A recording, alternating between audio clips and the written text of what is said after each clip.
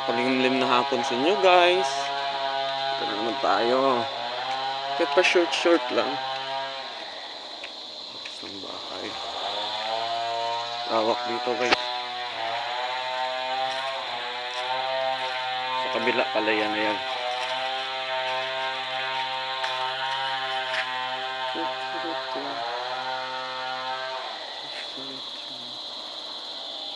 Lawak dito guys oh. Lutod namin. Sa ano namin, sa baryo namin. Lawak dito.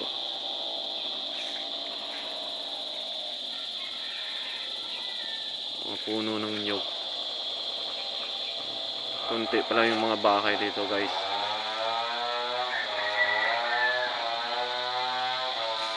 Dito palayan na yung nandyan.